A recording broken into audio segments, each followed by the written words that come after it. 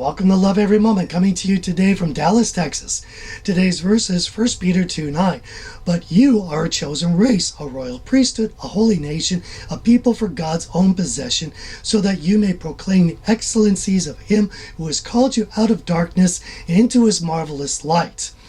Oh, it's a glorious verse here. This comes after a whole section of Jesus being the living stone, which has two effects on two different types of people.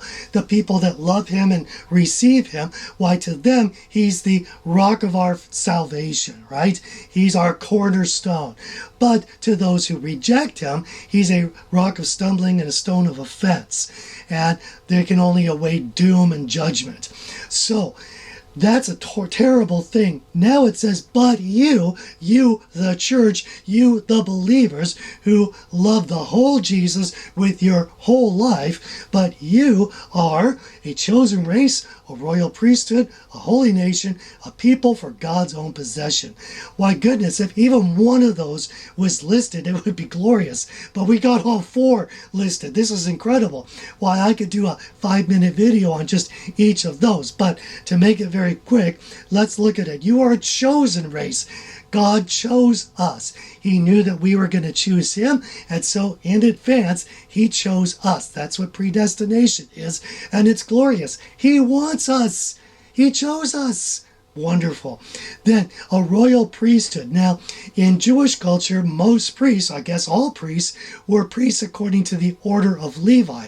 But Jesus was a priest, and as a matter of fact, a king and a priest with a different order. That's the order of Melchizedek, a very briefly mentioned character in the book of Genesis. And basically, if he is a king and a priest, then we, being little Christ, are also somehow kings and priests. So what do we do with that? Well, what did the original Melchizedek do? The only thing we actually read that he did was he blessed. And so that's partly what we are to do. Now, a holy nation, we are holy to be set apart for His use. We are His tools to be used the way He wants us to. He's in the driver's seat. He's running the show. And finally, a people for God's own possession. I just picture God giving us a big bear hug and say, "You're mine and I love you." Now, all of those four amazing things come to this point at the end, so that you may proclaim the excellencies of Him who has called you out of darkness and into His marvelous light. We are saved from darkness. We are now in the light, and this is a glorious thing. And now we should be proclaiming the excellencies of Him. We should be talking about Jesus. Now, we are all called to be His witnesses. Not all of us are called to be evangelists and go out on street corners and preach, but we are all to be His witnesses. What does that mean? Well, we are to be little Christs, examples of Him, loving and blessing and acting the same way Christ does. That's what our lives should be. And with that, people will take notice and they'll look at us and say, "Wow, you're a really loving person. You know, I've never met someone like you. What's the deal? What's going on?" And then we should be ready to give an answer to anyone that asks us a reason of the hope that is within us. Not some argument for the existence of God, but what He has done in my life.